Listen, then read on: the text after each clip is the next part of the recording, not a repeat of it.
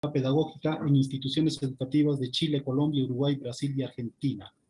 También es formadora de docentes de todos los niveles educativos y es autora y coautora de un conjunto de libros referidos a la didáctica, a la evaluación y a la formación docente. Entre ellos podemos tener La práctica como eje de la formación, el libro Gestionar una escuela con aulas heterogéneas, otra, Evaluar para aprender, la evaluación significativa, la evaluación como oportunidad y el sentido de la escuela secundaria. Entonces, del mismo modo, quiero manifestar que la participación de la maestra se va a dividir en dos momentos, ¿no? En una primera, que va a ser la exposición, la ponencia correspondiente, y en la segunda parte va a realizar, va a absolver las preguntas que puedan realizarlo a través del chat, ¿no? O de repente a través de mano alzada, cuya responsabilidad y dirección va a estar a cargo del profesor Joel Canampa y de la profesora Rocío Cosquillo, ambos subdirectores de nuestra institución. Y finalmente el señor director estará dando las palabras de agradecimiento correspondiente. Creo que sin más preámbulo, maestra Rebeca Nijovic, alegres y estamos para poder compartir con sus experiencias, ¿no?, que usted ha podido de repente recabar a través de años de investigación. Adelante, maestra. Gracias. Buenos días con todos, con todas. Muchísimas gracias, maestro Henry, por la invitación. Muchísimas gracias por permitirme compartir con ustedes este tema que es tan relevante en la enseñanza como es el tema de la evaluación, y un feliz día y saludo a cada una de las mujeres que están también allí presentes. Yo voy a compartir con ustedes una pantalla y el tema que me han invitado es el de evaluación formativa y criterios de evaluación.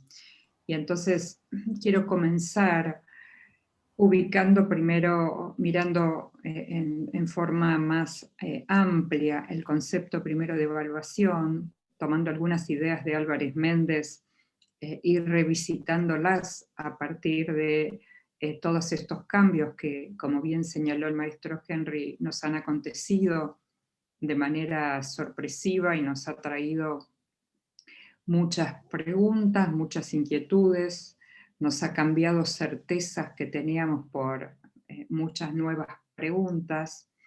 Entonces, quiero compartir primero que todo lo que vamos a encuadrar acerca de la evaluación formativa lo miramos primero en principios generales de la evaluación.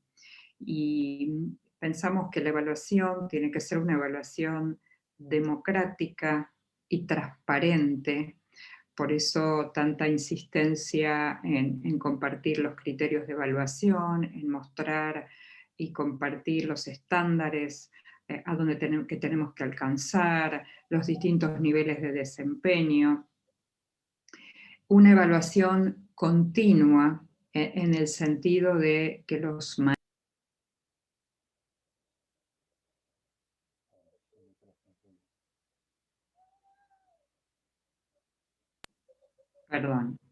que los maestros y las maestras estamos todo el tiempo, en realidad, evaluando en términos de recoger información, recoger evidencias, emitir juicios de valor, tomar decisiones. No es una actividad que solo hacemos al finalizar una unidad, un proyecto, un trabajo, sino lo estamos haciendo en forma continua. Es una actividad muy integrada, o así debiera ser, a la enseñanza. Es decir, cuando nosotros hablamos de evaluación, también estamos hablando de enseñanza, porque necesitamos que haya coherencia entre cómo enseñamos y cómo evaluamos.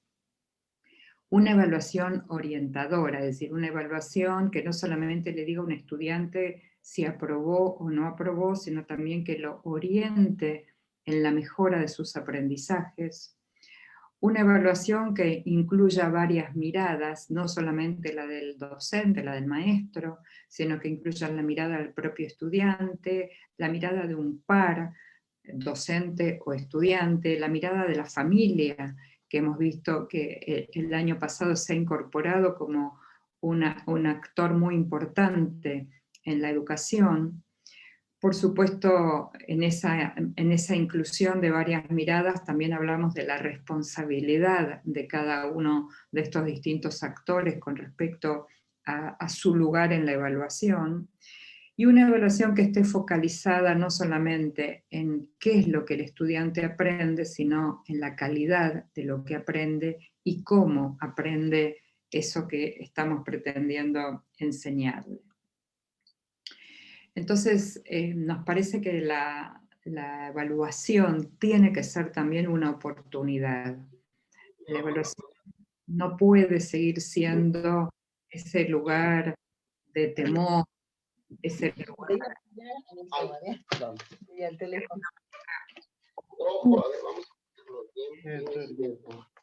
ese lugar donde no queremos, nadie quiere ir. Es decir, cuando nosotros decimos la palabra evaluación, uno diría, nadie se pone feliz.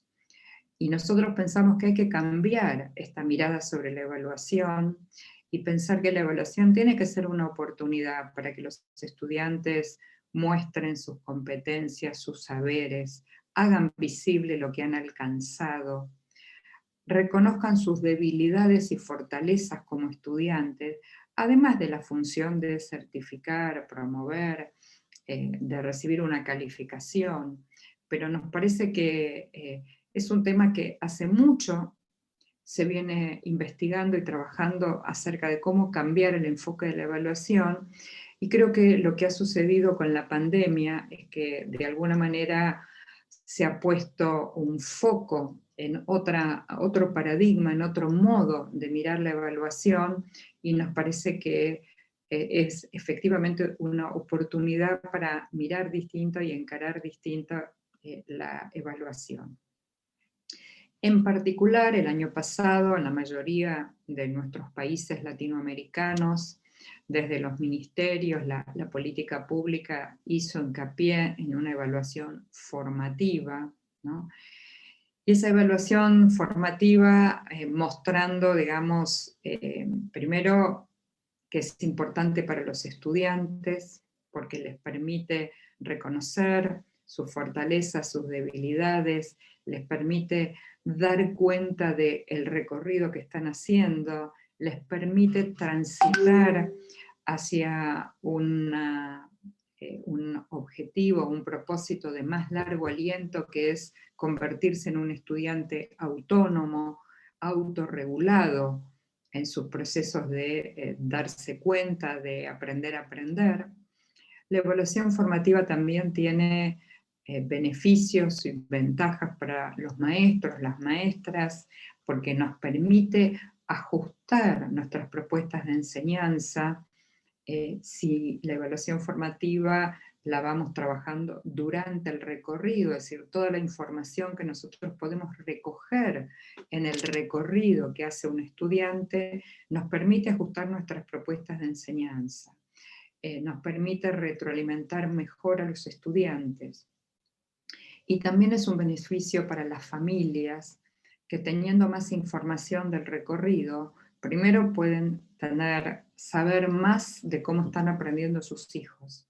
Y segundo, pueden ayudar, pueden intervenir para no llegar al final de un proceso o al final de un recorrido y darse cuenta que su hijo no aprendió, o que su hijo no logró, o que su hijo no alcanzó determinados estándares. Para que esto suceda, nosotros necesitamos que estudiantes, maestros, maestras y familia conozcan, entiendan de qué se trata la evaluación formativa, comprendan su sentido, su valor y sus beneficios. Y esto pareciera que está resuelto, pero justamente el año pasado, cuando salió esta política pública de evaluación formativa, hicimos un pequeño sondeo entre maestros, estudiantes, familias, preguntándoles qué es la evaluación formativa, y la verdad que las respuestas fueron respuestas, diría, poco precisas, denotando falta de información o de formación acerca de qué es la evaluación formativa, lo que dio lugar a múltiples interpretaciones de la evaluación formativa, es decir, cada uno le puso su propia comprensión de la evaluación formativa, y eso generó en muchas situaciones ruido, interferencia, sacar conclusiones de que finalmente la evaluación formativa no se puede llevar a cabo o no es suficientemente formadora de los estudiantes. Entonces nos parece muy importante volver a recuperar el concepto de evaluación formativa, llegar a acuerdos acerca de qué definición optamos por tomar en la evaluación formativa, y en eso los diseños curriculares y por supuesto bibliografía e investigación ayuda a que estemos mirando todos de la misma manera lo que entendemos por la evaluación formativa. Por supuesto que en este cambio de paradigma, de pasar de una evaluación fundamentalmente apoyada en exámenes y calificación, pasar a una evaluación que contemple recorridos, procesos, que contemple la posibilidad de que un estudiante se autoevalúe, que un estudiante retroalimente a un par, significa que estamos pensando en un proceso de cambio. Y sabemos que todos los procesos de cambio no son sencillos, que demandan tiempo, que siempre cuando hay propuestas de cambio hay resistencia a ese cambio, hay distintas maneras de decir, por ejemplo, de justificar la necesidad de no cambiar, de seguir haciendo lo mismo que hacemos porque supuestamente nos está yendo bien, entonces no se entiende bien por qué la necesidad de cambiar. Entonces entendemos que para que se produzca este cambio de paradigma necesitamos buena formación, necesitamos conversar mucho con los docentes, con los estudiantes, con las familias, necesitamos establecer acuerdos institucionales, además de los acuerdos nacionales, acerca de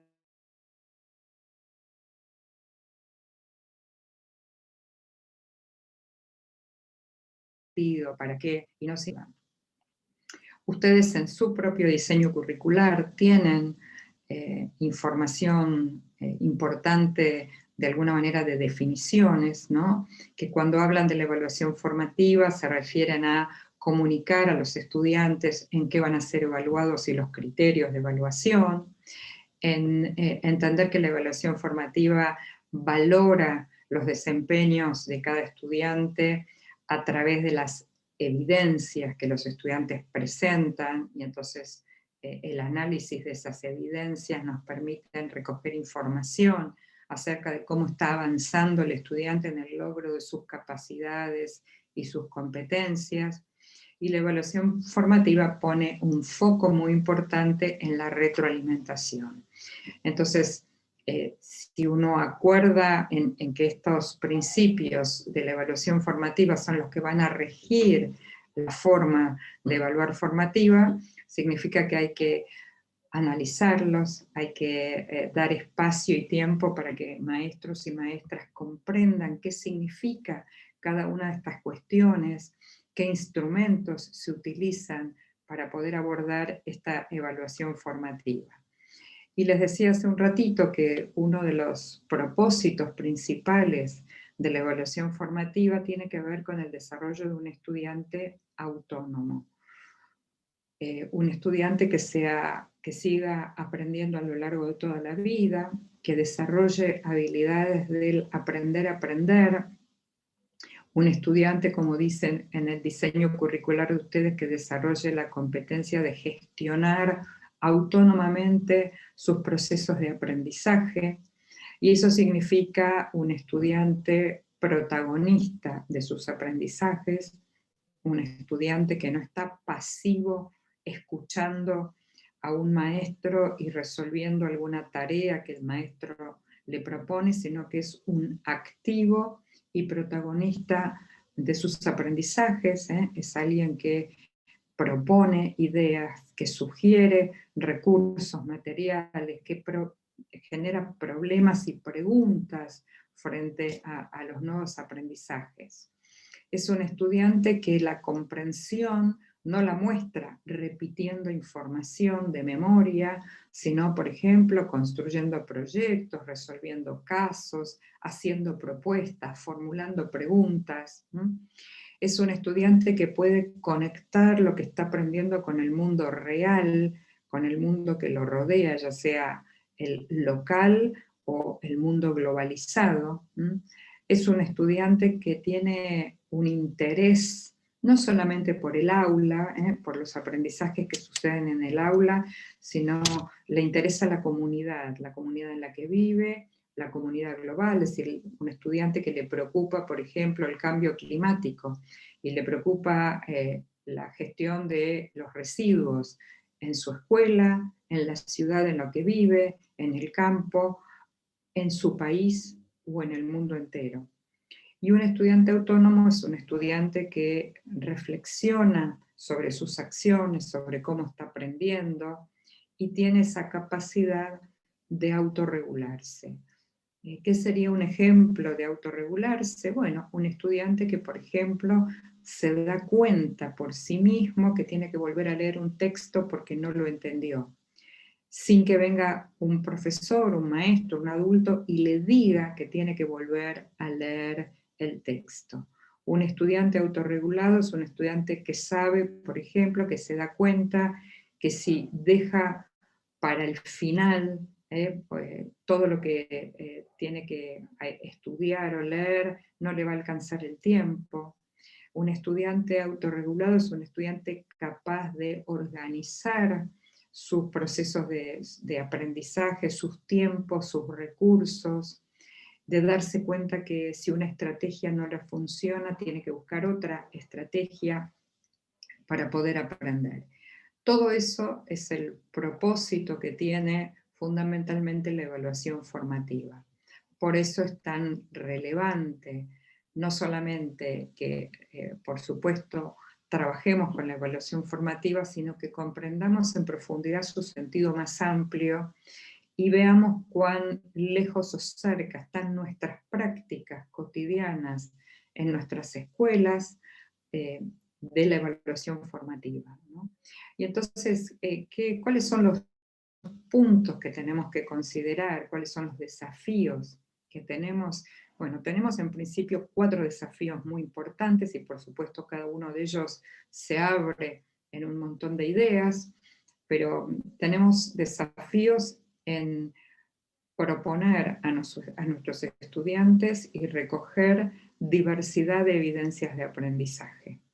No necesitamos una única evidencia como en la evaluación tradicional podría ser un examen escrito o un examen oral o un multiple choice, ¿no? Necesitamos diversidad de evidencias.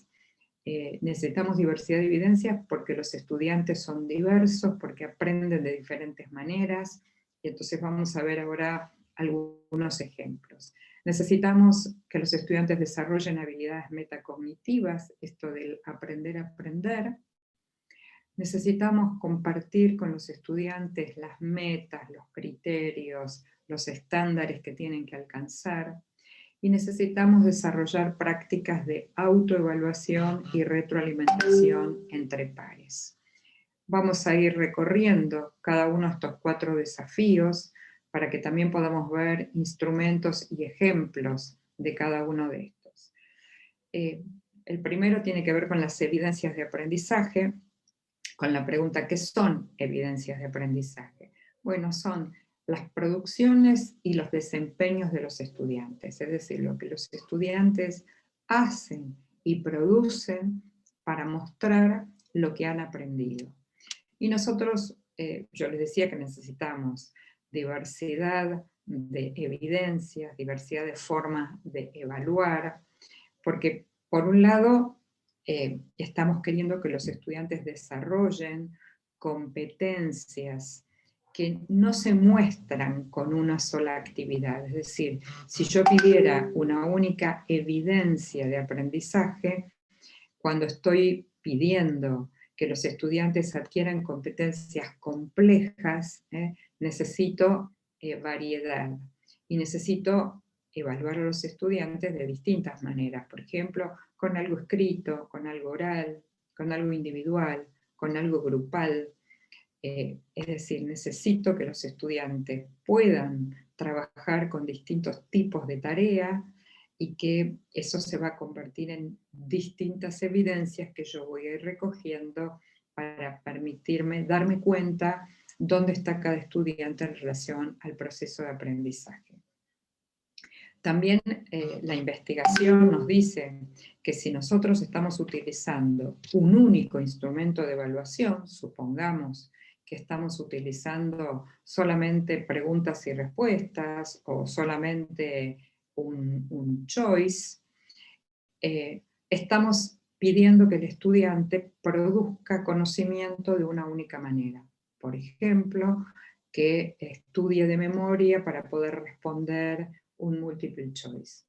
Y nosotros sabemos que hay muchas maneras de aprender, que la memoria, por supuesto que la necesitamos, pero el fin último no es que el estudiante evoque información, sino que el estudiante sea capaz de usar esa información para resolver problemas, para analizar problemas, para hacer propuestas, para diseñar proyectos, para intervenir en los proyectos. Y por último, también necesitamos variar las formas de evaluar y de recoger evidencias, porque toda la investigación nos muestra que los estudiantes también muchas veces adecúan su forma de estudiar para ser evaluados de acuerdo con la modalidad que saben en que van a ser evaluados. Por ejemplo, los estudiantes, y sobre todo los estudiantes de bachillerato, saben que el profesor de literatura le resulta muy importante, por ejemplo, nombres y fechas, y que entonces en todos los exámenes que él va a tomar, va a pedir fechas y va a pedir nombres. Entonces los estudiantes se preparan para esos exámenes, para esas evaluaciones, para esos trabajos prácticos, poniendo foco en fechas y nombres. Y no se preparan estudiando en realidad la materia en profundidad, porque lo que hacen es estudiar, entre comillas, para rendir el examen. Y entonces nosotros no queremos que el estudiante estudie para una forma particular de rendir, en todo caso, un examen o de resolver un trabajo. Entonces, por eso apelamos a la diversidad de evidencias, porque los estudiantes sabemos hoy que aprenden de manera diferente, que tienen modos diferentes de ser inteligentes, como ya la psicología cognitiva nos ha mostrado a través de Perkins, de Sternberg, que uno es inteligente de diferentes maneras. Entonces apelamos a buscar diversidad de evidencias de aprendizaje. ¿Qué hacemos los maestros y las maestras? Analizamos esas evidencias de aprendizaje y las interpretamos con relación a las competencias que los estudiantes tienen que alcanzar. Es decir, no analizamos las evidencias de acuerdo al gusto, al interés nuestro como maestros, sino mirando cuán cerca o lejos están estos estudiantes con sus evidencias de aprendizaje de las competencias que tienen que alcanzar. También en esta idea de alcanzar autonomía, nosotros miramos como horizonte de esta evaluación formativa que el estudiante tiene que conocer los aprendizajes que se esperan, o sea, él tiene que saber qué se espera que aprenda, y también tiene que lograr a lo largo del tiempo y con el desarrollo de la autonomía generar sus propias evidencias de aprendizaje. Es decir, nosotros hasta ahora le pedimos a los estudiantes determinadas evidencias de aprendizaje. En un desarrollo autónomo estaríamos queriendo que el estudiante venga y nos diga, mire maestra, esta es la evidencia que muestra lo que yo comprendí, lo que yo aprendí sobre este tema. O esta es la evidencia que muestra que yo alcancé esta competencia y este es el trabajo que muestro para dar cuenta, para evidenciar que alcancé una competencia. Eso significa un estudiante autorregulado. Eso se adquiere a lo largo de toda la escolaridad, si todos los niveles educativos van trabajando a desarrollar esa competencia de gestionar autónomamente los aprendizajes. El segundo desafío tenía que ver con el desarrollo de habilidades metacognitivas, y aquí me gusta compartir una escalera de la metacognición, que fíjense que lo que intenta es que el estudiante desarrolle ese pensamiento acerca de cómo está aprendiendo, de cómo está subiendo esa escalera de aprendizaje. Y entonces aquí tienen 3 momentos en que se puede usar esta escalera: cuando uno inicia una tarea, un proyecto, ¿no? Y entonces hay algunas preguntas para contestar antes de iniciar ese proyecto o esa tarea. ¿Qué tengo que hacer en este proyecto? Digo, más allá de lo pide el maestro, ese para qué tiene que ver con encontrarle sentido a esto que voy a aprender, qué materiales, qué recursos necesito para hacerlo, si necesito ayuda. Y ustedes pueden incluir acá otras preguntas que les parezcan importantes, y obviamente depende el nivel de escolaridad con el que yo esté trabajando. En la mitad de ese proyecto voy a trabajar con preguntas de subiendo la escalera: cómo estoy avanzando, qué estoy resolviendo bien, qué dificultades encuentro, qué me falta, qué necesito para poder avanzar, y otra vez ustedes podrían sumar aquí preguntas. Y después, por supuesto, cuando termina el proyecto voy a hacer algunas preguntas: qué aprendí, cómo lo aprendí, qué me resultó más fácil, qué me resultó más difícil, cómo lo puedo mejorar, para qué me sirvió. Y fíjense que esto es un ejemplo entre muchas herramientas que hay del desarrollo de estas habilidades de aprender a aprender, de aprender a conocerme como estudiante, aprender a identificar mis fortalezas, mis debilidades como estudiante. Por supuesto que si los estudiantes responden a estas preguntas, yo las puedo leer, las respuestas, y puedo ofrecer retroalimentación, puedo reorientar el trabajo de enseñanza atendiendo a las dificultades que los estudiantes identifican, a lo que les falta para avanzar, a la ayuda que necesitan, etc. El tercer desafío era el tema de los criterios públicos y educativos. Nosotros venimos de una época de evaluar donde los criterios eran ocultos, donde nadie sabía por qué a uno lo habían calificado de tal o cual manera, y los criterios solo estaban en la cabeza o en el papel del docente, del maestro. Y la evaluación formativa y los nuevos paradigmas de evaluar para aprender hablan de la necesidad de que los criterios de evaluación, que responden un poco a la pregunta ¿qué importa mirar del desempeño de un estudiante?, sean públicos, los conozcan los estudiantes, las familias, mis colegas, se compartan. Y algunos expertos avanzan un paso más y dicen que podríamos construir los criterios con los estudiantes.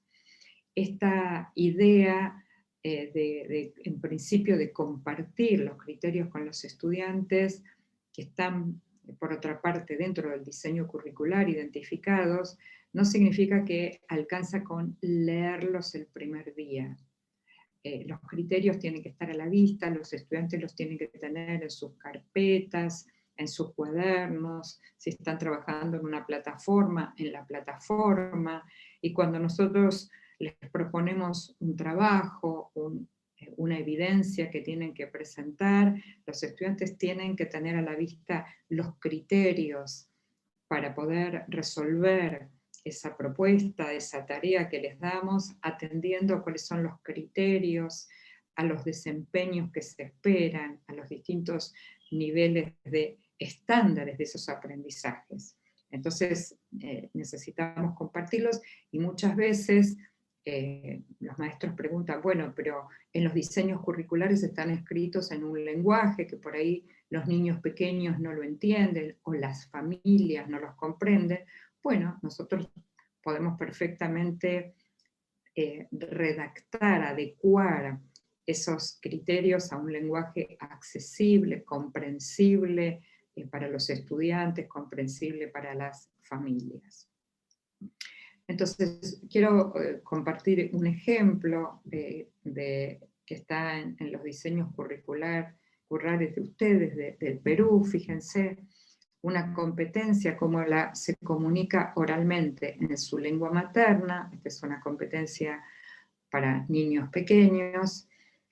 Aquí está explicitado las capacidades, ¿no?, que esa competencia requiere, que se comunica oralmente mediante diversos tipos de texto, identifica información explícita, infiere, opina sobre lo que le gustó del contenido del texto e interactúa con otros interlocutores.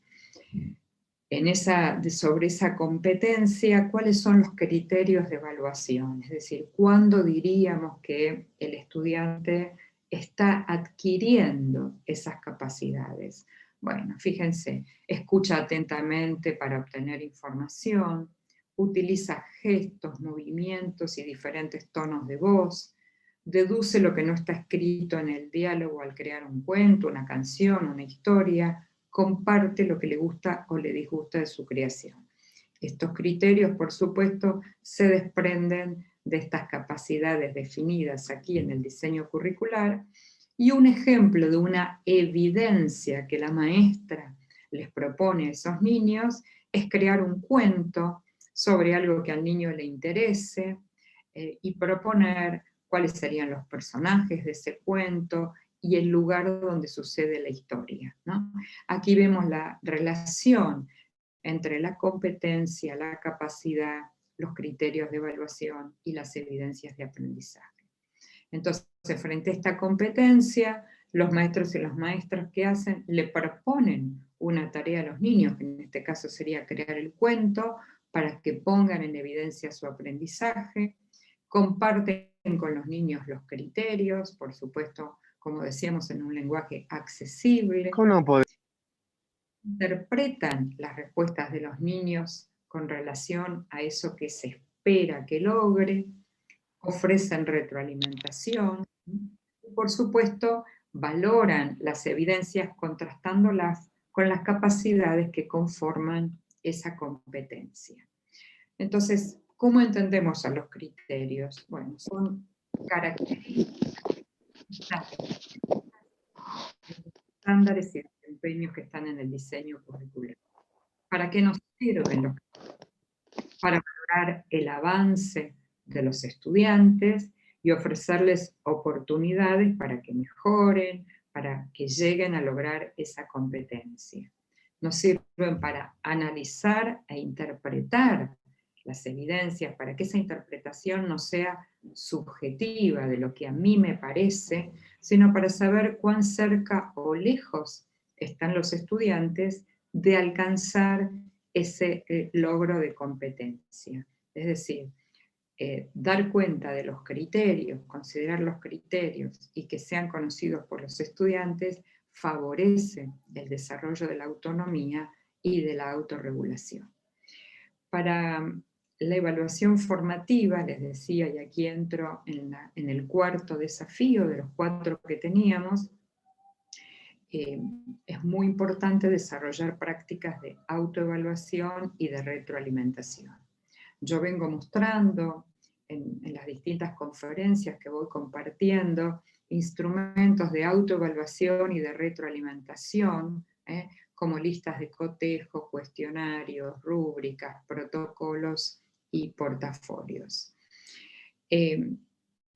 La idea de estos instrumentos tienen que ver con la autoevaluación y con la retroalimentación, y mostrarles que nosotros estamos en realidad saliendo de un modelo de retroalimentación tradicional, unidireccional, donde les transmitimos información a los estudiantes diciéndoles estás aprobado o estás reprobado, tu trabajo está muy bien o tu trabajo está muy mal, a una retroalimentación que llamamos formativa, dialogada, donde queremos que el estudiante se involucre y que construya ese camino hacia la autorregulación. Y la imagen que nos gusta usar para mostrar la retroalimentación es la de una escalera. La retroalimentación debería ayudar al estudiante a subir un escalón en su aprendizaje, a darse cuenta cómo subir, cuál es la mejor manera, si subir corriendo, con 2 piernas, con una pierna, con ayuda, sin ayuda, ¿no? Esa idea de mirar siempre un horizonte de avance. Ese es el sentido de la retroalimentación. En periodo de pandemia, la retroalimentación formativa, además de cumplir las funciones tradicionales que viene cumpliendo, de favorecer la reflexión, dialogar, ofrecer información y ajustar las propuestas de enseñanza, sumó las funciones de acompañamiento y contención emocional, que fueron tan importantes durante la pandemia, que no tenían que ver con retroalimentar al estudiante en relación a su aprendizaje, sino decirle al estudiante, aquí estoy a tu lado, te estoy acompañando, quiero saber cómo está tu familia, por supuesto para generar las mejores condiciones para que ese estudiante pueda seguir aprendiendo. Entonces, entendemos que la retroalimentación como práctica debería promover reflexión en los estudiantes, y cuando los estudiantes reciben retroalimentación, deberían tener oportunidad para tomar, considerar eso que están recibiendo y tener oportunidad de actuar y planear próximos pasos para poder profundizar su aprendizaje. Entonces, en esa línea, nosotros el año pasado hemos trabajado fundamentalmente con estas 5 estrategias de retroalimentación, con ofrecer preguntas, con describir el trabajo de un niño. Ustedes piensen que todas estas estrategias son para iniciar ese diálogo que queremos que tenga la retroalimentación. Entonces yo ofrezco una pregunta para que el estudiante la piense y la responda, y eso inicie un diálogo de retroalimentación. Cuando describo lo que el niño hizo, por ejemplo, digo, veo que has podido explicar con tus propias palabras cómo llegaste a resolver el problema, lo único que estoy haciendo allí es describiendo lo que el estudiante hizo, sin valorar, sin decir si está bien o está mal, describiendo para iniciar esa conversación con el estudiante.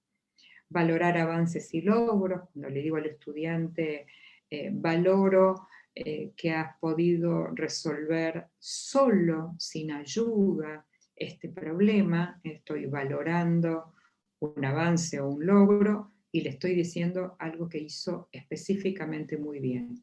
No le digo solo muy bien por resolver el problema, sino le digo que lo ha hecho solo, o sea, estoy reconociendo una fortaleza de ese estudiante. Ofrezco sugerencias cuando le digo al estudiante que le sugiero que, por ejemplo, la próxima vez que resuelva un problema, lea 2 o 3 veces el enunciado y explique con sus propias palabras qué entiende que tiene que hacer en ese problema. Esa es una sugerencia bien concreta y bien específica. Y la quinta es ofrecer andamiaje. En el andamiaje yo modelizo, muestro con un ejemplo cómo yo lo haría, cómo yo resolvería ese problema, otra vez para iniciar una conversación y que después el estudiante pueda hacerlo. Fíjense aquí algunos ejemplos que no son buenos de retroalimentación. Fíjense si yo le digo a un estudiante, tienes que mejorar la coherencia y la cohesión de tu texto, el estudiante no va a saber qué hacer, con lo cual es una sugerencia que no lo ayuda, no tiene información para ayudarlo a mejorar la coherencia y la cohesión. La segunda dice, valoro tu responsabilidad, y la pregunta es, ¿qué entiende el estudiante por responsabilidad y qué entiende el maestro por responsabilidad? Con lo cual tampoco ayuda esa retroalimentación. Y la última, has avanzado mucho, pero puedes lograr más. No tiene información en qué avanzó y no tiene información acerca de qué es lo que puede hacer para lograr más. Aquí un ejemplo que mejora los ejemplos anteriores, fíjense, un profesor le dice al estudiante, valoro los variados ejemplos que has elegido para explicar el concepto de contaminación ambiental, identifico algo que hizo bien, tu opinión personal es importante, o sea, fortalezco la idea de que el estudiante opine. Para sostener esa opinión necesitas fundamentarla. Le estoy diciendo algo que tiene que mejorar, utilizando fuentes de información científica. Te propongo leer el ejemplo que te ofrezco para orientarte. Es decir, no solamente le digo específicamente cómo tiene que hacer para mejorarla, sino le doy un ejemplo para que el estudiante lo mire, lo lea y pueda saber entonces cómo fundamentar con fuente de información científica.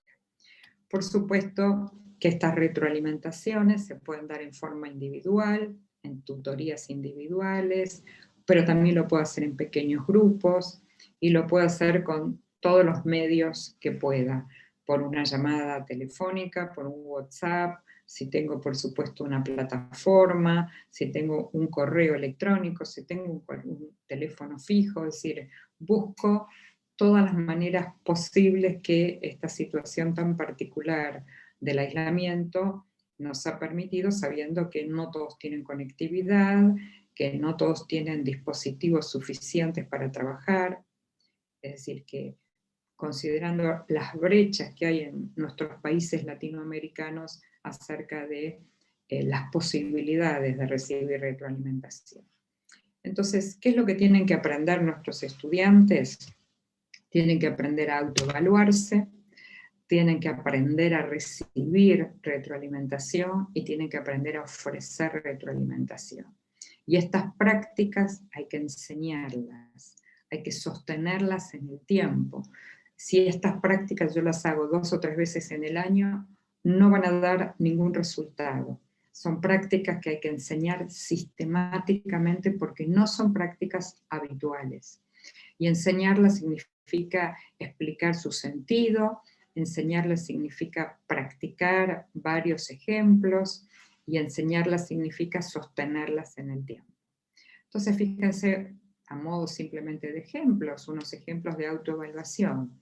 Entregarle a los estudiantes extractos breves de trabajos que no tienen por qué ser de los propios estudiantes, puede ser que yo tenga guardados trabajos de años anteriores, y pedirle que discutan si esos trabajos están bien o están mal, obviamente mirando los criterios de evaluación. Ese es un ejercicio. Otro ejercicio, que los estudiantes nos entreguen borradores de sus trabajos, a los cuales les adjunten autoevaluaciones, con, por supuesto, criterios, y también lo pueden hacer entre pares, ¿no? Que en lugar de entregarme a mí, lo hagan entre pares. Discutir con los estudiantes cómo se interpretan los criterios, y un último ejercicio, que son todos ejemplos, ¿no? Por ejemplo, yo le entrego a un grupo de 4 retroalimentaciones que corresponden una a cada uno de esos 4 estudiantes, pero no les digo de quién es cada retroalimentación. Entonces los estudiantes tienen que leer sus 4 producciones, tienen que leer las 4 retroalimentaciones y darse cuenta qué retroalimentación corresponde a cada trabajo. Son todos ejercicios y por supuesto hay un montón más y ustedes pueden crear los propios que lo que hacen es enseñarle a los estudiantes a autoevaluarse. Y por supuesto instrumentos como este, protocolos con preguntas, ¿qué has aprendido? ¿Cómo sabes que has aprendido? qué te ayudó a aprender. Completar estos cuadros, ¿no? Valoro estas fortalezas que tienes en una materia, por ejemplo, lenguaje, y acá entonces el maestro completa, el estudiante comenta, puede ser que le pidamos a la familia que comente, o puede ser que le pidamos a un par que comente. Me pregunto, sugiero, es decir, son distintos instrumentos, las rúbricas que ustedes conocen ya también, donde aquí tengo el criterio y la capacidad que voy a evaluar, distintos niveles de calidad, y los descriptores que me permiten que el estudiante pueda autoevaluar su producción, que yo también pueda evaluar su producción con esta misma rúbrica y que puedan hacer evaluación y retroalimentación entre pares. Este protocolo que ya lo conocerán, yo lo vengo compartiendo hace mucho tiempo, sobre todo con grupos numerosos, de 3 pasos muy puntuales. Le digo al estudiante que siga haciendo algo que está haciendo bien, que empiece a hacer algo que todavía no está haciendo y que revise algo que no está haciendo bien. Por supuesto, para finalizar los portafolios, ¿no? Esas colecciones de trabajo que les pedimos a los estudiantes que vayan guardando, porque es lo que nos va a permitir mirar el recorrido y entonces a cada tanto tiempo poder sacar las producciones que los estudiantes han guardado, ya sea en formato papel o si tuvieran una plataforma, y puedan hacer una reflexión sobre en qué han avanzado, cómo han avanzado, qué tienen que mejorar a través del uso de los portafolios. Yo les agradezco la escucha y tal cual como comprometí, terminaba aquí la presentación para dar lugar a que podamos dialogar, conversar, compartir ideas, reflexiones, preguntas que ustedes tengan. Muchísimas gracias. Gracias, maestra Rebeca. Es muy importante la primera parte y esta segunda que se va a completar con la participación e interacción. En esta oportunidad voy a dejar al profesor Joel y a la profesora Rocío para que puedan dirigir y apoyar con respecto a las preguntas, ¿no? Sobre el tema tratado. Profesor Joel, profesora Rocío. Gracias, profesor Henry. También agradecer a la maestra Rebeca por la disertación, de aspecto muy importante que justamente pues es nuestra preocupación frecuente, el tema de evaluación. Entonces, en esta etapa, colegas maestros, vamos a iniciar el periodo de preguntas, para lo cual voy a solicitar, por favor, a los colegas que no van a participar, que puedan apagar el micrófono, por favor. Maestro Julio, ¿podría apagarlo el micrófono, por favor? Porque está de hospedador, silenciar a todos, les agradecería. Al día siguiente temprano me he levantado. Se me ha desgarrado, creo, porque sangrecita. Bien, colegas, que alguien quiera participar, por favor, levanta la mano para poder ceder el espacio. Bueno, maestra Rebeca, muchísimas gracias por la brillante exposición. Colegas, la invitación respectiva para que puedan participar, haciendo uso de levantando la mano o de repente escribiendo en el chat, para mi persona y el profesor Joel leer las preguntas respectivas. Y por favor pedir el apoyo al hospedador y a los coanfitriones que apaguen el audio de los colegas que no van a participar.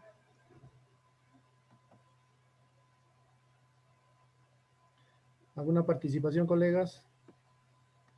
Bueno, el maestro José Lázaro Quinto solicita el correo de la maestra para que puedan comunicarse. Con todo gusto lo voy a escribir en el chat, no hay problema. Gracias, maestra Rebeca. Está bien. ¿Alguna otra consulta, colegas? ¿Alguna participación?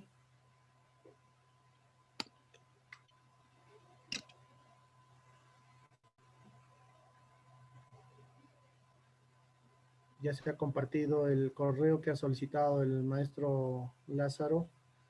Está en el chat. Sí. Bien, mientras los colegas van, tal vez algunos reflexionando algunos aspectos que usted ha tocado, que son muy importantes justamente porque estamos en este periodo de levantar información a nivel de lo que viene a ser diagnóstico.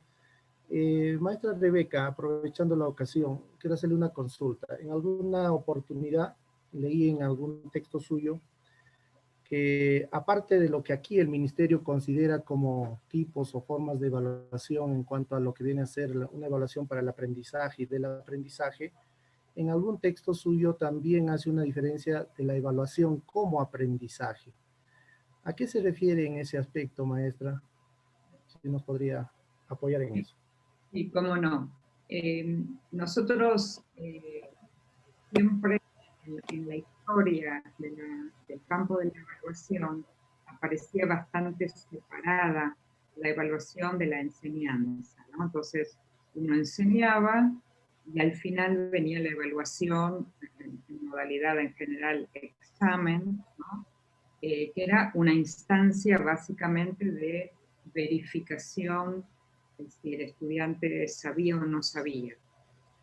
En un enfoque de evaluación alternativo que estamos trabajando hace muchos años en el mundo entero, la intención es que la evaluación en principio acompañe el recorrido, o sea, que esté al lado del estudiante mientras el estudiante esté aprendiendo, de tal modo que si yo, por ejemplo, retroalimento al estudiante mientras el estudiante está resolviendo un problema, si yo le ofrezco retroalimentación en ese momento, el estudiante probablemente mejore la resolución de su problema.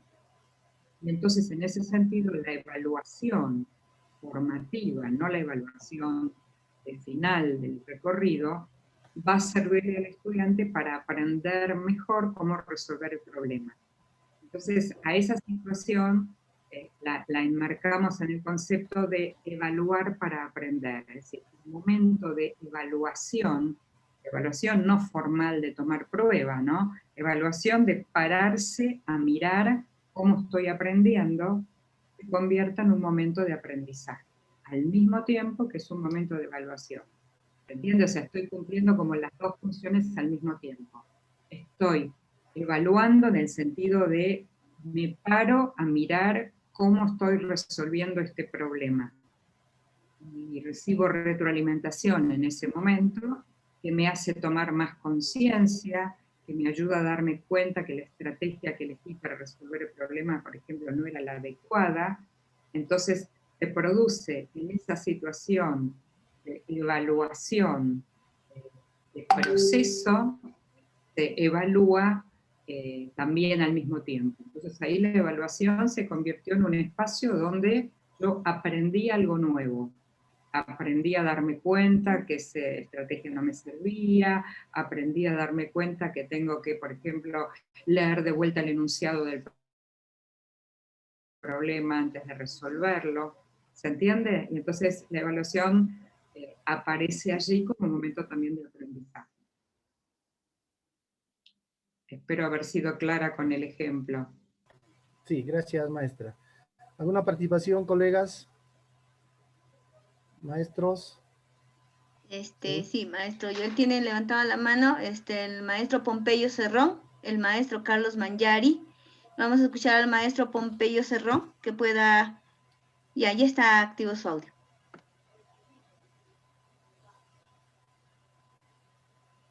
Profesor Pompeyo, adelante.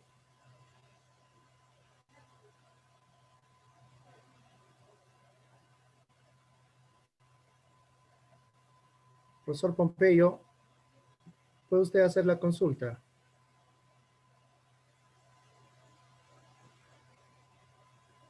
Bueno, hasta que el maestro de repente verifique su audio, profesor Carlos Mangiari, y luego la maestra Lili Girón. Buenos días, maestra Rebeca, sobre todo en este Día Internacional de la Mujer, y así a todas las maestras. Quería hacerle una inquietud, una pregunta. ¿Qué relación habrá entre lo que es la evaluación formativa y la evaluación diagnóstica? yo más o menos conversando con algunos colegas, no solamente la evaluación diagnóstica se toma al inicio, sino en el proceso, como nos vienen diciendo. Entonces, ¿habrá alguna relación, por ejemplo, cuando estamos haciendo una evaluación formativa? ¿Se está haciendo algún aspecto del diagnóstico? ¿Estamos siguiendo alguna relación con la evaluación diagnóstica? Quisiera que me amplíe el conocimiento. Gracias por su respuesta. Cómo no, muchas gracias. La evaluación diagnóstica es una parte de la evaluación formativa. La evaluación formativa no solo diagnostica, la evaluación formativa ofrece retroalimentación, favorece prácticas de autoevaluación, la evaluación formativa articula los criterios de evaluación con las evidencias, es decir, la parte de la función diagnóstica es una parte, y en general la función diagnóstica siempre fue utilizada por los maestros, ¿no? Nosotros en la evaluación formativa no es solo para los maestros, es también para los estudiantes, bueno, y hoy algo de toda esa información va también para las familias. Entonces, nosotros diagnosticamos, y por supuesto diagnosticamos todo el año, por eso siempre hablamos de una evaluación continua, ¿no? Porque estamos todo el tiempo diagnosticando. Pero la evaluación formativa no solo diagnostica, ofrece retroalimentación, propone prácticas de autoevaluación y de evaluación entre pares a lo largo de todo el proceso. Y esa evaluación formativa no solo es responsabilidad, digamos, del maestro, sino queremos que los estudiantes sean protagonistas de esa evaluación formativa. No tanto en la función diagnóstica, aunque por supuesto nos interesa que también el estudiante tome conciencia de dónde está. Es decir, cuando nosotros diagnosticamos a los estudiantes, lo que queremos saber es en qué, supónganse, en qué nivel se encuentran en relación al desarrollo de tal competencia. Y habitualmente lo sabemos nosotros y nosotros buscamos la información. La evaluación formativa quiere que el estudiante también tome conciencia de eso, que el estudiante cada vez se dé más cuenta de dónde está parado, ¿no? Y a dónde tiene que llegar. Y todo eso es en realidad la ampliación del concepto de evaluación formativa, que en los nuevos paradigmas lo vamos a encontrar con la concepción de evaluar para aprender, pero que el origen de esta idea viene de la evaluación formativa. Entonces, resumiendo, la función diagnóstica es una función de la evaluación formativa. No sé si con esto le aclaro su pregunta. Bien, maestra. Vamos a dar paso a la maestra Lili Girón y luego al profesor Pompeyo. Maestra Lili. Sí, gracias, maestra. Un saludo por el Día de la Mujer a la maestra Rebeca y muchas gracias por su exposición.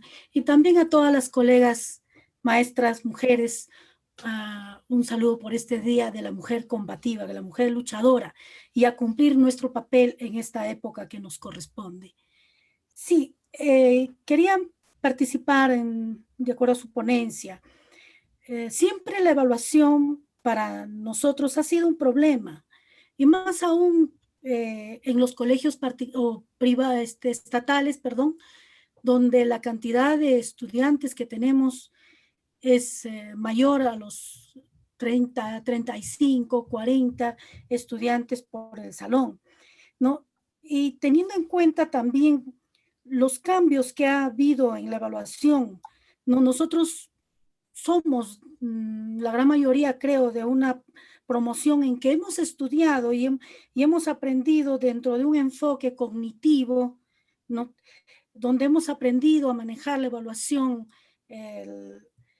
vigesimal, ¿no? Y netamente en ese enfoque, ¿no? Y hemos tenido que cambiar, ¿no? a otro tipo de enfoque, que es el enfoque por competencias, en la que creo yo le corresponde otra forma de evaluar.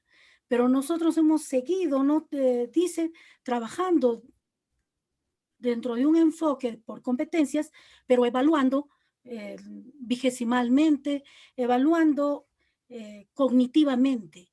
Y creo que ese es el problema que tenemos y que todavía no podemos enrumbarnos bien en qué evaluación le corresponde, ¿no? a estos nuevos enfoques, a este currículo por competencia. Creo que recién desde el gobierno también está queriendo entrar a evaluar ya, me parece que es esto de la evaluación formativa, pero tenemos todavía muchos problemas, y más aún desde el año pasado que hemos tenido que trabajar en estas circunstancias de la pandemia que nos ha aislado y que hemos tenido que enfrentar muchos retos, pero lo hemos hecho de una u otra manera.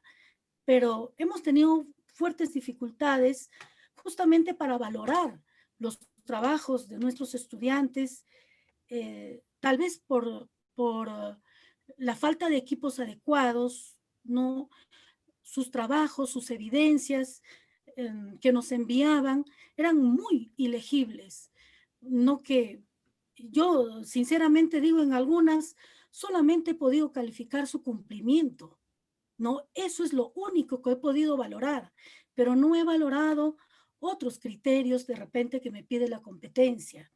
Entonces, esto es un reto para este año, pero las condiciones económicas, de pobreza de nuestros estudiantes, ¿no? Las carencias creo que continúan y de repente continúan más. Entonces, es una situación bien difícil en la que estamos, no nos amilanamos, tenemos que enfrentar estos nuevos retos para evaluar, pero en estas circunstancias, bajo estas condiciones, ¿qué nos propondría? Porque como maestros necesitamos de repente algunos recursos que nos sea más viable trabajar, ¿no? Y bueno, los alumnos también, estar en una hora en la máquina con un determinado profesor, en otra con otro, o escuchando Aprendo en Casa, también están sumamente cansados, sumamente estresados. Yo creo que tenemos que determinar de repente algo más viable, más factible para estos momentos. Y muchas gracias también su exposición y su respuesta. No, muchas gracias, Lili. Efectivamente, el cambio en el campo de la evaluación, diría que es el cambio más lento. Si uno mira los últimos años, no solo la pandemia, vamos a ver que hay muchísimas más innovaciones en el campo de la enseñanza y muchísimo menos en el campo de la evaluación, ¿no? La evaluación tiene un peso, ha tenido un peso, la calificación ha tenido un peso siempre muy importante, y entonces hemos visto, por ejemplo, hermosísimos proyectos innovadores en la enseñanza, pero que a la hora de evaluación toman una prueba escrita de 5 preguntas, ¿no? La usanza más tradicional posible, con lo cual efectivamente hacer ese cambio lleva tiempo, pero al mismo tiempo es muy importante para ser coherentes entre los modos de enseñar y los modos de aprender. Esa, digamos, es la primera reflexión. Con respecto al cómo, voy a decir 2 cosas, una del propio diseño curricular y otra, digamos, como por fuera. Si ustedes leen bien, digamos, en el diseño curricular, en las propuestas que hay, por ejemplo, con ejemplos de desempeños que hay en el diseño curricular de ustedes, es posible tomar algunos de esos desempeños que efectivamente no tienen que ver solamente con una cuestión cognitiva, digamos, ¿no?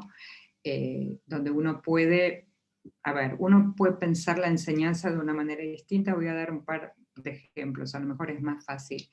Si yo puedo enseñar hoy por proyectos, o a partir de un caso, o a partir de un problema, aún si lo hiciera dentro de mi propia disciplina, ¿no? Digo, si pudiera hacerlo con más disciplinas mejor, pero aún si pudiera trabajar dentro de mi propia disciplina, seguramente sería más posible trabajar a través de competencias, esa capacidad del estudiante de poner en juego habilidades, capacidades, saberes. Entonces, por ejemplo, si yo quiero trabajar con una unidad temática, ¿no? Quiero trabajar algo acerca de los planetas, seguramente voy a poder avanzar mejor en el aprendizaje a través de competencias. Por ejemplo, si les propongo a mis estudiantes trabajar con un proyecto, y voy a inventar el ejemplo en estos momentos, donde cada grupo de estudiantes puede elegir un planeta y tiene que responder a una consigna que es qué posibilidades o qué requisitos tendríamos para poder vivir en ese planeta, para poder llegar hasta ese planeta, viajar a ese planeta, lo que usted quiera pensar. Y entonces, para el estudiante, en lugar de trabajar con contenidos sueltos, el estudiante va a tener que poner en juego capacidades que, por supuesto, yo como docente elegí previamente, de acuerdo al nivel de escolaridad, de acuerdo a quiénes son mis estudiantes y demás, y les voy a proponer trabajar de ese modo, donde el estudiante va a estar mostrando sus capacidades y competencias para abordar ese problema, pregunta, proyecto, etc. Que me parece que no solamente responde al tema de las competencias, sino responde a la necesidad de cambiar nuestros modos de enseñar, de salir de un modelo exclusivamente de transmisión de información, y que eso no es solo por la pandemia, digamos, es un grito de cambio, de necesidad de cambiar los modos de enseñanza que estaba antes de la pandemia, que la pandemia lo mostró más críticamente, que la pandemia de alguna manera nos lo puso más evidente, pero venimos trabajando sobre todo con los adolescentes en un pedido a gritos de cambiar nuestros modos de enseñar en la escuela secundaria, atendiendo a lo que sucede afuera con las nuevas tecnologías, a lo que los estudiantes aprenden y hacen por su cuenta por fuera de la escuela. Entonces, por supuesto, digo esto, y también esto no es igual en los estudiantes conectados y en los estudiantes no conectados, o sea, ahí tenemos diferencias de brechas que tenemos que atender y que no siempre podemos llegar de la manera en que quisiéramos. Es decir, si no hay nada de conectividad, nuestra propuesta es más compleja y es más difícil de acceder, pero me parece que la posibilidad de ver a un estudiante mostrar sus competencias justamente no es que repita de memoria información, sino que use esa información para mostrar, por ejemplo, que es capaz de comprender periodos históricos, que es capaz de un estudiante, digamos, dar cuenta de cómo aprende determinados procesos históricos, de cómo interpreta críticamente fuentes de información, es decir, para mostrar la capacidad de hacer críticas, digamos, a la información histórica, bueno, puede ser un ejercicio muy simple, que le doy un texto histórico y que haga un análisis crítico, o puedo problematizar algo que sucedió en un contexto histórico y pedirle al estudiante, por ejemplo, que si él fuera periodista de ese periodo histórico, cómo reportaría una mirada crítica sobre ese periodo histórico. Y la diferencia es fundamental en términos de interés, de motivación, para los estudiantes, ¿no? Entonces, creo claramente que hay que cambiar la forma de enseñar para poder también cambiar la forma de evaluar. Esa sería mi respuesta, Lili. ¿Se me permite? Si maestro Pompeyo puede participar. Muy agradecido. Disculpándome, esto de la tecnología nos ha traído problemas entre el auricular y trabajar así suelto. estuve diciendo, agradeciéndole primero a la maestra Rebeca Anijovic, más que preguntas de repente, solamente es un comentario que se debería hacer. Un comentario en que ya lo dijo Lili, la mayoría estamos acostumbrados a esto de examinar un caso concreto, ¿no? Hace algunos minutos atrás, para hacer la evaluación, para hacer la valoración de las carpetas de recuperación, alguien dijo que deberíamos ponernos de acuerdo todos los maestros de qué manera vamos a calificar. Eso mismo nos indica de que no estamos trabajando con las evaluaciones formativas. A pesar de que las carpetas de recuperación está prevaleciendo las competencias y capacidades, seguimos pensando nosotros en ponernos de acuerdo qué calificamos, qué ponemos, cuánto ponemos, qué valoramos desde un aspecto cuantitativo. Esto pues indudablemente, claro, no es culpa nuestra, porque la gran mayoría, como el que habla, tantos años hemos vivido dentro del conductismo y que nos hemos acostumbrado a esto. Pero también es fácil si ponemos un poco de empeño para ir a este cambio necesario. Y en esta pregunta que se hizo sobre todo sobre la evaluación del aprendizaje, para el aprendizaje, esto nos reduce prácticamente a lo que está buscando esto de las competencias. Antes se hacía pues la evaluación o el examen del aprendizaje. Ahora en cambio viene para el aprendizaje y es la parte más interesante. El para aprendizaje es para manejar las competencias, las capacidades y los desempeños. Mientras que del aprendizaje es para ver si ya está capacitado, si ya llegó a dominar sus competencias para pasar al grado siguiente. Dentro de esto, maestra, yo soy de comunicación y de una manera bastante resumida, yo he intentado y me ha ido muy bien este trabajo que hice.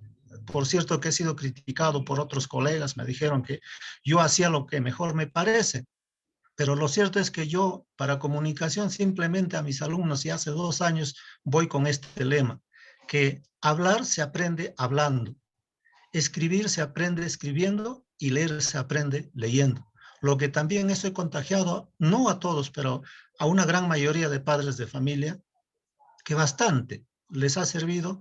Entonces, los chicos ya no han tenido que estar pensando cuál es la pregunta, cuántas preguntas hay, qué debemos decir, aunque los que han entrado ahora a la carpeta de recuperación, que no han llevado formalmente con nosotros, siguen en esta idea. Dice, profesor, pero hay tantas preguntas, ¿cuál de ellas va a ser? Si es de formación cívica, etcétera, etcétera. Ellos siguen todavía en ese embrollo. Ese es el comentario que quise hacer, que nosotros estamos asumiendo desde esa perspectiva de evaluación del aprendizaje y para el aprendizaje. Gracias por haberme escuchado. No, gracias, Pompeyo, y me alegro que puedan empezar a caminar por otro camino en la evaluación. Lo cual no significa que nosotros no tengamos que calificar, está bien, los sistemas de evaluación por ahora nos piden calificar al alumno, pero si uno trabaja bien con la evaluación formativa, la calificación va a surgir de esa evaluación formativa, ¿se entiende? No de la necesidad de tomar aparte una prueba escrita, sino de todo ese recorrido, de toda esa evidencias que fuimos recogiendo durante la evaluación formativa, y eso va a permitir mucho más sencillamente poner una nota, ¿no? Así que bueno, me alegro, Pompeyo, que trabajen, sabiendo que es trabajoso porque efectivamente no estamos formados en ese paradigma, nos hemos formado en un paradigma más conductista, y entonces el cambio no es simplemente un cambio de instrumentos o de herramientas, un cambio de concepción, un cambio de prácticas que lleva muchos años, y por supuesto eso implica también esclarecer a las familias también tienen que entender qué y por qué está cambiando la forma de evaluar, porque si no también la familia dice, bueno, pero entonces ¿cómo mi hijo finalmente aprueba, no aprueba, sacó una buena nota, ¿no? Porque también tienen en su cabeza el formato más tradicional de evaluación. Así que bueno, me alegro un montón, Pompeyo, gracias. Maestra Rebeca, el profesor Julio, Félix Rodríguez. Félix Rodríguez. Adelante, maestro. Sí, buenas tardes. Buenos días, perdón. Mi querida maestra Rebeca Aljovic, Para mí es un gusto volverla a ver y volver a compartir sus experiencias de evaluación y dentro del marco del proceso de enseñanza-aprendizaje. Igual saludarla también por el Día Internacional de la Mujer, a usted y a todas las colegas del Colegio Politécnico Regional del Centro. En este marco de enseñanza-aprendizaje es muy complejo determinar las funciones que ejerce la evaluación como tal. Yo quisiera referirme solo a dos de esas funciones. Por ejemplo, entendiendo a la evaluación como un proceso de acompañamiento formativo durante el proceso de enseñanza-aprendizaje, que como resultado pues podemos tener, por ejemplo, la retroalimentación y otras estrategias para poder fortalecer los aprendizajes de nuestros estudiantes. A mí me gustaría que usted nos comparta, en algún momento la escuché hablar sobre el qué hacer a partir de los resultados de los aprendizajes. Resulta que nosotros somos muy buenos evaluadores y de hecho que como docentes también nos han preparado para evaluar, ¿verdad? Pero probablemente hemos descuidado en estos últimos tiempos qué hacer con los resultados que obtenemos en esa función de la evaluación que ejerce como cortes, por ejemplo, para obtener cuáles son los resultados de los aprendizajes. Es decir, no solo qué hacemos como docentes, sino también qué hacen nuestros estudiantes con los resultados de sus aprendizajes. Y hoy otro agente que se ha incorporado a partir de la educación virtual, la gente padre de familia o la familia como tal, porque ya la familia se está involucrando, dependiendo de la edad de los niños, se está involucrando como un agente activo detrás de la pantalla para formar a esos estudiantes. Entonces, sería importante escucharla a usted. ¿Qué hacemos como docentes, como estudiantes y como familia a partir de los cortes que ejerce la evaluación para recoger y valorar los resultados de los aprendizajes?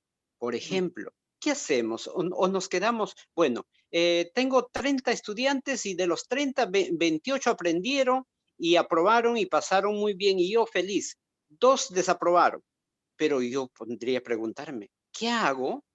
¿Qué hace el estudiante y qué hace la familia con esos 28 que lograron? ¿Y qué lograron? ¿Cómo lo aplicaron? ¿Y qué no lograron? ¿Y qué es lo que le faltó lograr para decir que sus aprendizajes son satisfactorios?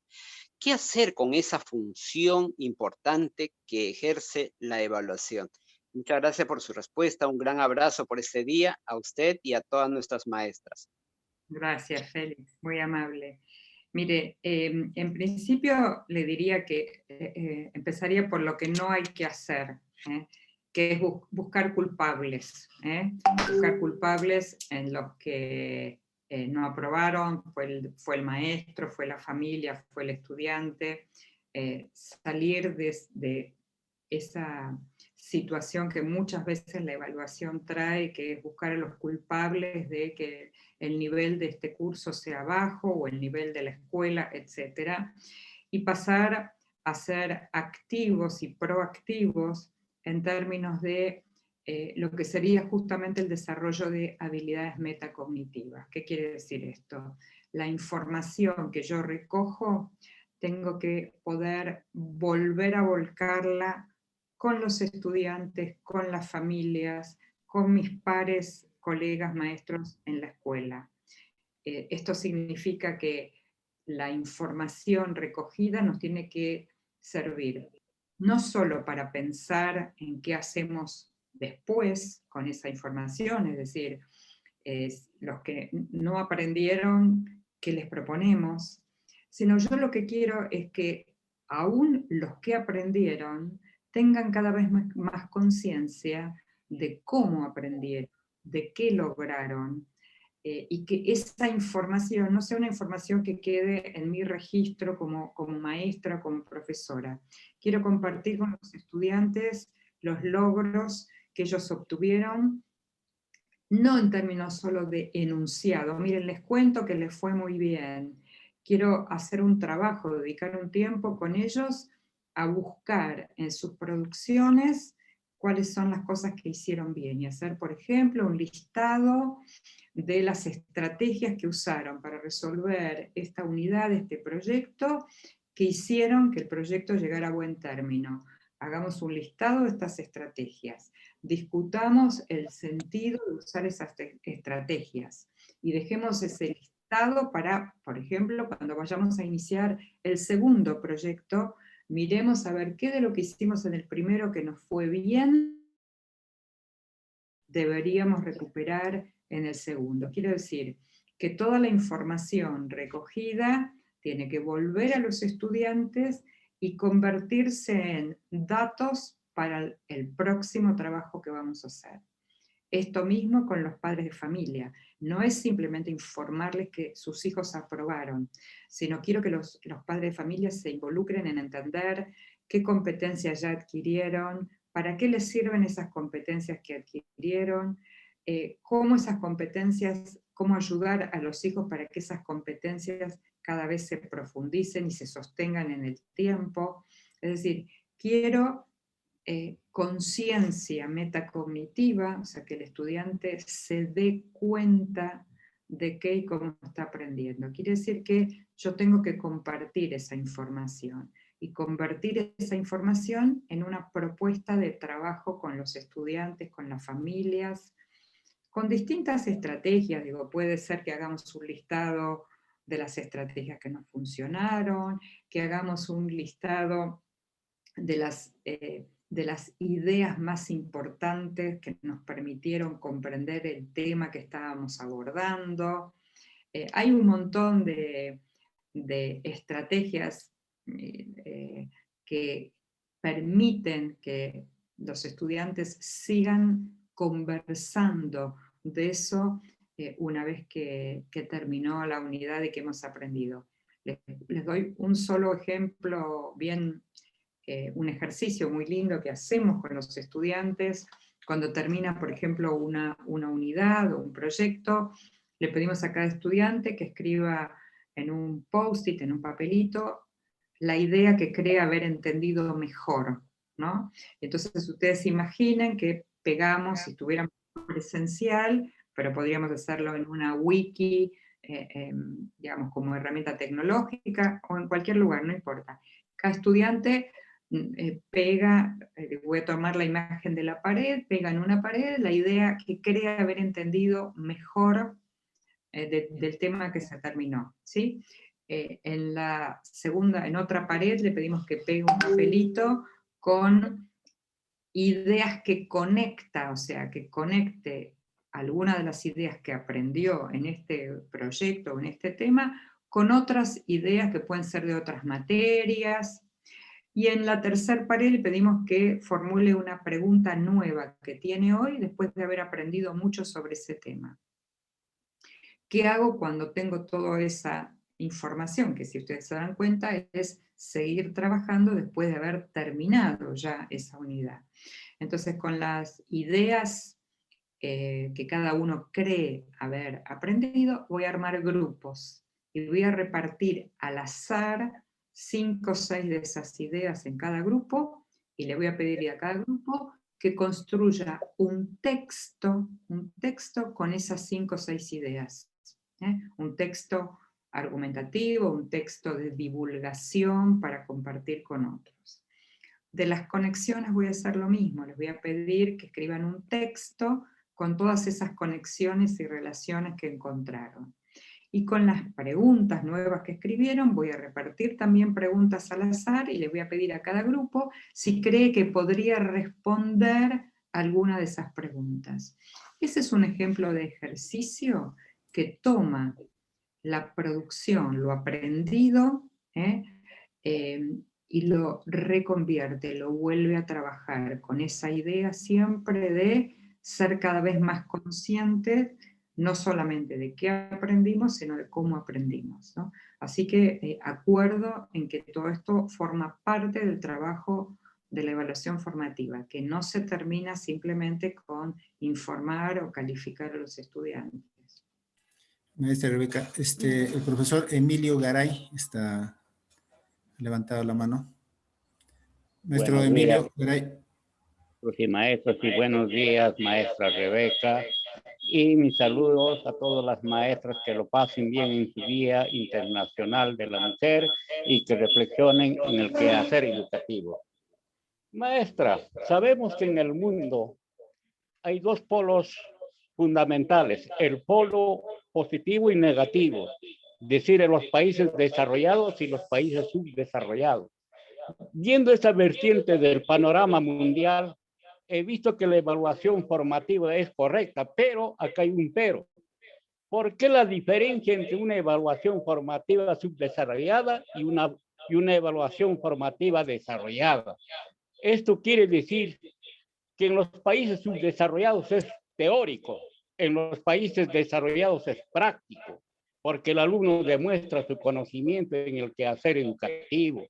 Mi primera pregunta es, ¿cómo debe ser una evaluación formativa en los países subdesarrollados y cuál es su ventaja y su desventaja que se está dando? ¿Y cómo es la evaluación formativa en los países desarrollados y cuáles son sus ventajas y desventajas que se van dando en este mundo globalizado? La segunda pregunta es, ¿por qué la evaluación diferenciada existe en el mundo? Porque en los países pobres, subdesarrollados, la evaluación es teórica en el aspecto formativo y en los países desarrollados la evaluación es demostrativo, concreto y para solucionar los problemas que se van dando en el mundo. Ejemplo, con el problema de COVID que tenemos hoy en día, miren, los países subdesarrollados, nada, todos los estudiosos, los doctores, no dieron solución, mientras que en los países desarrollados sí se dan el gusto de dar solución y bombardear la economía internacional y mundial. Ahí está la evaluación diferenciada. Usted que nos debe diferenciar esto y nos debe aclarar, porque la educación debe dar una solución al problema social en que vive la persona. Muchísimas gracias. No, gracias por la pregunta. Es una pregunta muy amplia que excede en principio la posibilidad de respondérsela brevemente porque no es una respuesta en breve. Los países en el mundo efectivamente tienen distintos niveles de desarrollo, que tampoco es parejo, o sea, la clasificación entre desarrollado y subdesarrollado, a su vez, digo, es un abanico de distintas situaciones, porque tenemos países muy desarrollados que no trabajan con evaluación formativa y son muy desarrollados. Y tenemos países poco desarrollados que sí trabajan con evaluación formativa. Así que, en principio, yo no sería tan taxativa en esta división.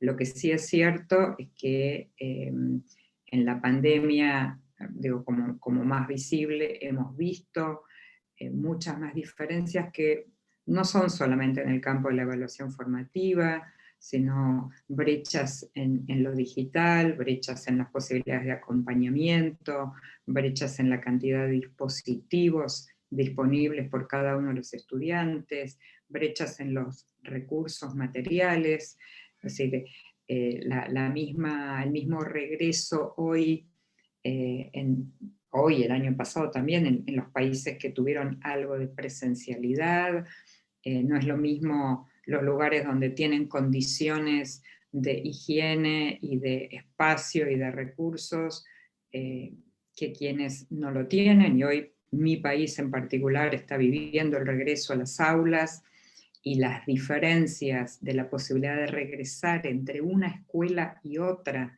ya no entre una provincia y otra, son enormes, escuelas que pueden volver todos los estudiantes en burbujas, con espacios disponibles, con ventanas al aire libre, y escuelas muy pequeñas que los estudiantes pueden ir una vez por semana, divididos en grupos. Es decir, esto está presente y no es, la diferencia no está marcada solo en el campo de la evaluación, está marcada, diría, en el campo de la educación, que es mucho más que la evaluación. Eso es lo que le podría decir, porque es un tema que nos llevaría toda la tarde conversar sobre la situación de los países, que además no es la temática de ahora, pero acuerdo que las diferencias son enormes, pero que no creo que sea solo entre país desarrollado y subdesarrollado. Creo que la diversidad del abanico de los grises dentro de cada uno de estos países es enorme y hay diferencias muy importantes. Maestra, el maestro Edgar Maiva Cruz. Adelante, maestro. Perdón.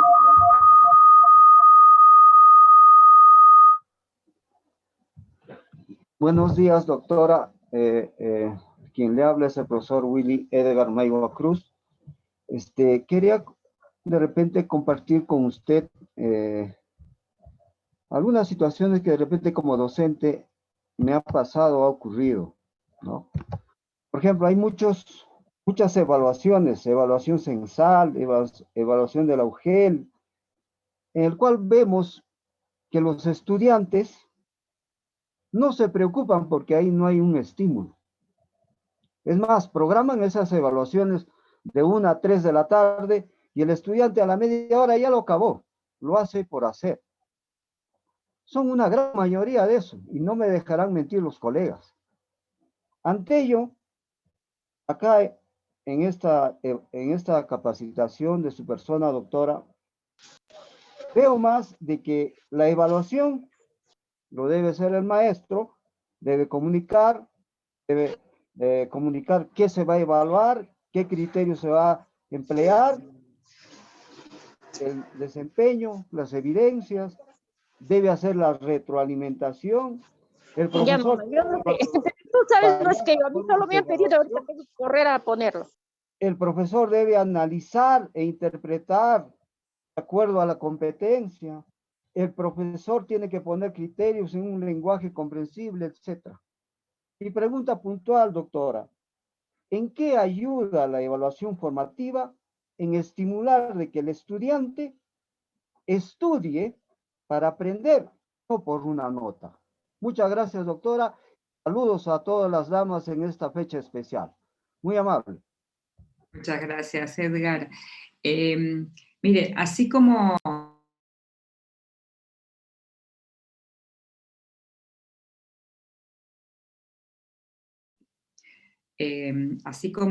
les decía antes que los maestros tenemos que cambiar nuestro posicionamiento respecto a la evaluación y respecto a la enseñanza, también los estudiantes también están habituados, como diría Philippe Renou, a cumplir oficio de alumno, ¿no? A hacer lo que ellos suponen que los profesores, los maestros esperan de ellos. Entonces, los estudiantes también están acostumbrados a eso porque así ha sido el sistema de evaluación. Entonces, no se va a cambiar de un día para otro. Nosotros necesitamos cada vez más que los estudiantes estén satisfechos con lo que aprenden, que quieran aprender, y eso significa ofrecerles propuestas de enseñanza desafiantes, interesantes para ellos, de tal modo que empecemos por que les interese el aprendizaje, ¿no? La calificación, por supuesto que va a seguir importándoles mientras los sistemas de evaluación pidan la nota. Lo que estaríamos intentando es algo así como equilibrar un poco la balanza, ¿no? Bajar el alto valor que tiene pensar en la nota y subir un poco más el valor del aprendizaje.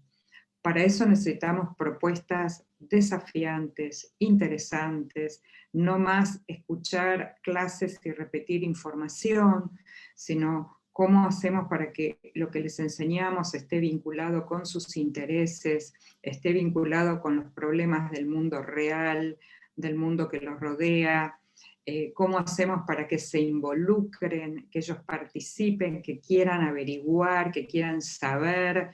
Y hay muchísimos temas. Yo en otra conferencia he compartido un texto que es uno de los últimos libros que escribió David Perkins, que es Educar en un mundo cambiante, donde todo el libro él trabaja con la pregunta ¿qué merece ser enseñado? ¿No? Justamente discutiendo cómo hacemos para que los estudiantes se interesen por el aprendizaje. Y entonces él allí da un ejemplo que a mí me encanta compartirlo porque me parece maravilloso. Él hace una pregunta que dice, ¿por qué no trabajamos con los estudiantes con la pregunta cómo funcionan las cosas? ¿No? Y entonces imaginen que yo tengo un grupo de estudiantes y les ofrezco, y soy profesora por ahí de física, ¿no? Y les ofrezco trabajar con 3 preguntas de esas, cómo funciona un helicóptero, cómo funciona una computadora, cómo funciona, no sé, si quieren una impresora, lo que ustedes quieran. Y seguramente, por supuesto con esas preguntas yo tengo diseñado cuáles son las competencias, diseñado quiere decir elegidas del currículum, cuáles son las competencias que tendrían que alcanzar y cuáles son esos saberes que tienen que tener para poder abordar, y seguramente va a ser mucho más interesante y desafiante trabajar con esa pregunta que decirles buen día, hoy vamos a hablar en física, supónganse, de la ley de gravedad, ¿no? Entonces me parece que ahí tenemos nosotros mucho para hacer en relación con la enseñanza primero, y eso nos va a ayudar a minimizar la importancia de la calificación. Bien, muchas gracias. Está levantando la mano la maestra Rocío Cosquillo Machuca. Adelante, maestra Rocío. Sí, bien, maestra Celer, por el pase. Bueno, maestra, la institución en la que estamos nosotros ahora presente y trabajamos se caracteriza por ser una institución que brinda formación técnica, ¿no? Tenemos talleres de electricidad, electrónica, mecánica automotriz. Entonces escuché en la participación de su persona que se puede trabajar por proyectos, y esto lo hemos venido haciendo año tras año, pero unos proyectos productivos que se desarrollan en los talleres, ¿no? El año pasado ya por la pandemia, pues ya no es posible desarrollar estas habilidades técnicas que lo hacíamos en los talleres en la que los maestros muchísimos años han estado trabajando. Entonces ahora pasamos pues a esta etapa de trabajo o teletrabajo, donde todo es prácticamente en el cuaderno, o de repente trabajando con prototipos que ya no se van a desarrollar en los talleres. Entonces, ahora usted también en este instante manifiesta, ¿no? De repente con tipo de preguntas que se puedan trabajar como manifestada la impresora, en este caso, pues nosotros sí lo podríamos hacer con los equipos y herramientas que tenemos en los talleres. Entonces, maestra, quisiera también de repente si nos podría dar una pequeña orientación acerca de cómo mis maestros podrían trabajar dentro de estos proyectos, pero a partir de las especialidades técnicas que nosotros brindamos y sobre todo en la evaluación. Gracias, maestra. No, gracias, Rocío, por la pregunta. Está claro que esto en las materias más técnicas y en muchas otras, en materias de arte, como en la danza o en educación física, la pandemia ha generado restricciones. No es lo mismo trabajar en un taller produciendo algo, no es lo mismo practicar un deporte en una cancha que a través del Zoom. Entonces, primero reconocer que tenemos algunas limitaciones y entonces tenemos que enfocar distinto el trabajo.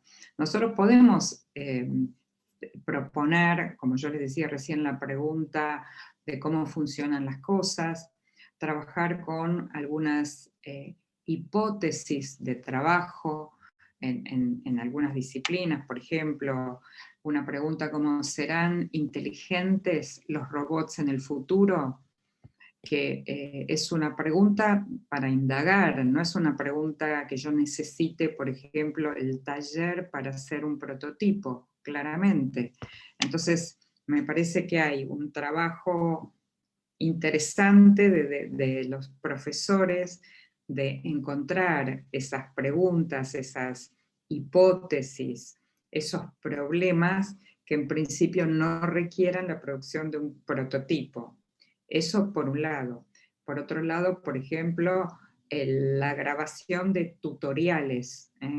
Yo el año pasado, recorriendo escuelas técnicas, por supuesto de manera virtual, he visto maravillosos tutoriales que los estudiantes grababan para estudiantes del primer año, tutoriales han grabado tutoriales explicando cómo arreglar una impresora, han grabado tutoriales, es decir, hay estrategias que nosotros podemos utilizar con los tutoriales, con los casos, con los problemas, con las preguntas, con ratificar o rectificar hipótesis, ¿no? Como esta de si serán inteligentes o no los robots en el futuro. Me parece que por supuesto nos ubica en otra manera de enseñar, hasta que podamos volver a la presencialidad, pero una manera de enseñar que seguramente, aún si volvemos a la presencialidad, tal vez nos quedemos con algunas de estas ideas en una modalidad híbrida, donde algunas de estas ideas las sigamos trabajando virtualmente y otras, por supuesto, volver a los talleres para diseñar efectivamente los prototipos. Esos serían algunos ejemplos y algunas ideas, Rocío. Muchísimas gracias, maestra. También el profesor José Cristóbal, que le ha levantado la mano. Sí, José Cristóbal. Adelante, maestro José.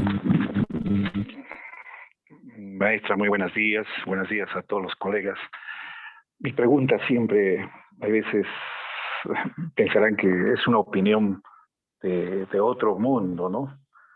Pero me digo, ¿para qué evaluamos? ¿Por qué tenemos una evaluación formativa? Y me respondo, ¿no? Para tener una sociedad con valores, con tecnología, con investigación. Y veo un ejemplo nomás, ahora último en la pandemia, de un médico peruano que tiene la cura para el COVID y no se le hace caso. Antes hablaba el profesor Garay de que a los países con desarrollo educativo, o sea, los países de potencia, a ellos sí les hacen caso. Pero a nosotros, que somos de países subdesarrollados, no nos tienen en cuenta. Entonces me veo el ejemplo, ¿para qué vamos a evaluar? Para ser personas solamente que dictan de arriba una educación una educación que ellos quieren y no desarrollar. Para eso nos están inculcando una formación, una evaluación formativa para los alumnos. Esa es mi pregunta y agradecerle y decirle un feliz Día de la Mujer. Esa es mi incomodidad.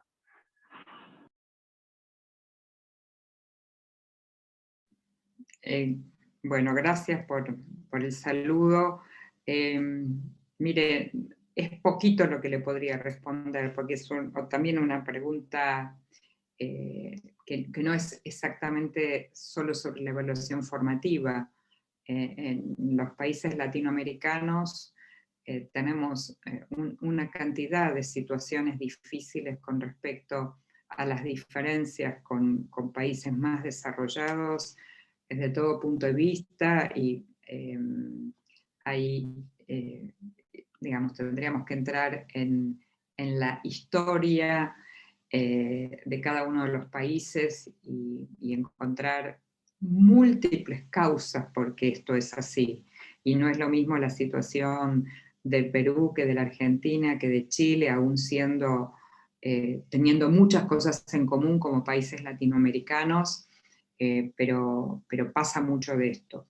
Para mí la evaluación formativa tiene que ver con ese propósito del desarrollo de un estudiante más autónomo, de alguien que sea capaz de seguir aprendiendo a lo largo de toda la vida, porque así como usted describe que no se escucha a este médico peruano, también vemos estudiantes o jóvenes brillantes en nuestros países latinoamericanos haciendo cosas brillantes en nuestros países y fuera de nuestros países, ¿no?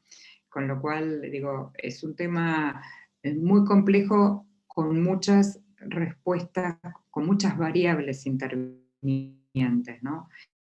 Y me parece que no dejaría de hacer evaluación formativa por estos ejemplos de caso. Todo lo contrario, yo creo que tenemos que empoderar a nuestros jóvenes para que cada vez sean más capaces de enfrentar este mundo complejo, incierto, difícil que les está tocando vivir a ellos como jóvenes, y empoderarlos para que puedan salir al mundo, aportar al mundo, con mucha conciencia de quiénes son, qué hacen, cómo producen, cómo aportan.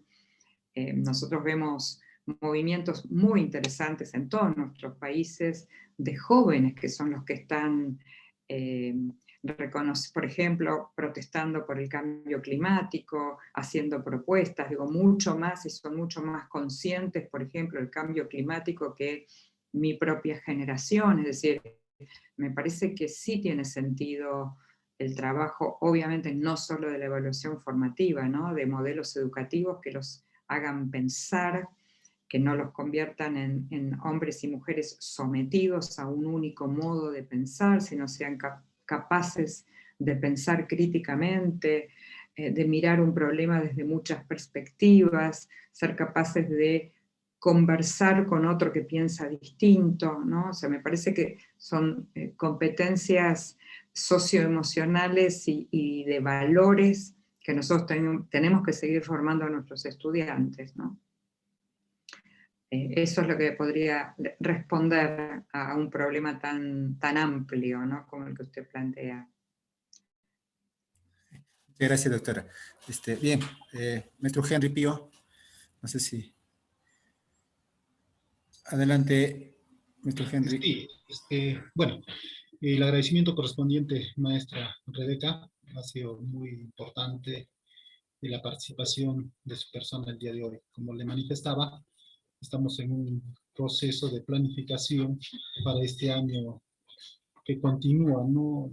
En función a sui generis atípico que estamos viviendo en el proceso educativo. En función a ello, le voy a dar la posta al señor director para que pueda realizar el agradecimiento correspondiente a nombre de nuestra institución educativa, Politécnico Regional del Centro, alma mater de la educación técnica, que se ubica en la provincia de Huancayo, en el Valle del Mantaro, y como le decía, región Junín, en el hermano país del Perú. Señor director, tiene usted la palabra. Muchísimas gracias. Bien, gracias a todos y cada uno de los presentes que hoy nos acompañan en esta jornada de actualización, la que va a servir justamente para orientar el aspecto técnico-pedagógico de nuestra institución educativa. A nombre de la familia politecnista, en este Día Internacional de la Mujer, saludando muy efusivamente y agradecer de manera muy especial a usted, Magíster Rebeca Anijovic, por haber despertado expectativas en nosotros, los actores educativos, a través de las experiencias muy valiosas que generan los años vividos en educación al margen de las fronteras geográficas. Quien le agradece es el profesor Ansel Barzola, director de la institución educativa Politécnico Regional del Centro, con formación técnica, ubicada en la región central de Perú, a más de 3.200 metros sobre el nivel del mar, cuya población escolar bordea los 2.500 estudiantes, así como 2.000 padres de familia, quienes son atendidos por 150 docentes, 30 administrativos y 7 directivos. Una familia que hoy le agradece de sobremanera a usted, Magíster Rebeca. Muchas gracias una vez más a nombre de la institución educativa, y la comunicación me parece que no será la única, ni menos en esta manera, de esta manera virtual. Me parece que posteriormente podríamos generar otro tipo de comunicación, una de ellas a través del correo que usted muy amablemente nos ha enviado. Gracias a usted, maestra Rebeca Anijovic.